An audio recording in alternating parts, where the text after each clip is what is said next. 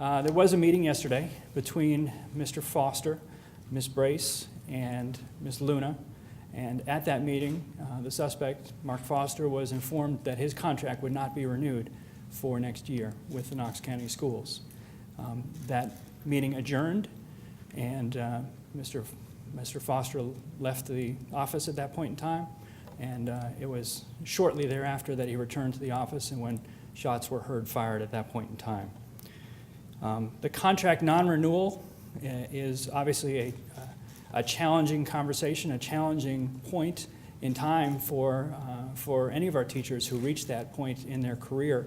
And it is an obvious point of some tension when that occurs. Most of those conversations occur quite appropriately, and most of those conversations occur and our teachers remain in their classrooms for the rest of the school year until which time their contract expires.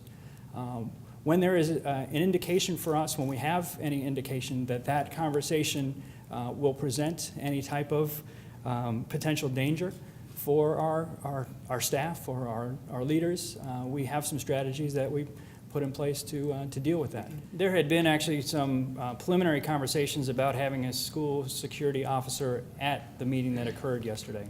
There had been some preliminary conversations about that. My understanding is that a decision was made at the school level not to have that happen for a variety of reasons. But was that made by the principal and the assistant principal?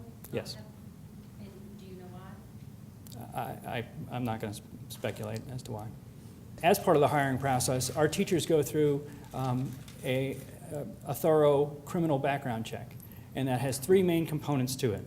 The first is a fingerprint check that is run through both the FBI and the TBI fingerprint databases. The second component is a check with the Department of Children's Services to check to ensure that the candidate is not an indicated perpetrator of child abuse or neglect.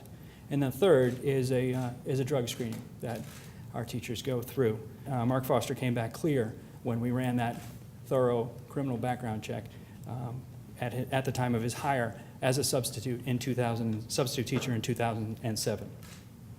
We also do require references. I don't specifically know if they were called. We had actually six written references in his file, at least a couple of whom were supervising teachers within the Knox County Schools who spoke to his instructional abilities and things of that nature. In November of this past year, Ms. Luna and I received an anonymous email that made allegations that Mr. Foster was unstable, that Mr. Foster had some problems with the law, and despite that anonymity, we took this message very seriously. We did follow up on all of the allegations that were listed. We attempted to have conversations with all of the individuals who were listed in the email, and in fact had conversations with most of them, and so followed up on those allegations that were brought to light. And again, I think we did a very comprehensive and thorough investigation, and there was no indication of an imminent threat that came out of that investigation. The anonymous emailer mentioned something about some mental health issues. Of course, as you mentioned, those databases are not available to us. We asked Mr. Foster about it. He explained it to us. We took that information, contacted some local law enforcement folks in the area he lived in, and they provided us with information that he had been picked up on a mental evaluation. Was kept at, I believe it's Ridgeview Psychiatric for about 90 minutes, a short while. The sheriff's deputies retrieved him from there when they released him and took him home. And the findings from that visit were that he wasn't an imminent threat, and he was released back into the community. And you knew this not before he was hired? This was during No, that was nothing we had any information about. That was developed as a result of the information we received and followed up on. There was an order of protection taken by Mr. Foster's brother, and it was taken sometime after he was hired in the school system. And therefore, when his background check went through, that didn't show up because it hadn't occurred at that point in time. And we looked at that. We found that it had been dismissed without proof. There was no proof of the allegations contained in the affidavit, and the court in Anderson County dismissed it. You know, the personnel file, again, is a public record. There were a couple of what we call professional conferences about some behaviors that we wanted to improve upon and things of that nature.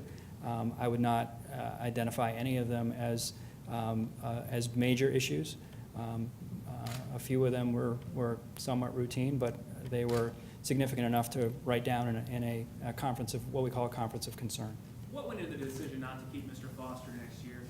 Why was that determination made? That's actually a determination that the principal makes, and so I couldn't speak thoroughly and completely to that at this point in time. It's a question we'll have to talk with Ms. Luna about when she's able to talk about it.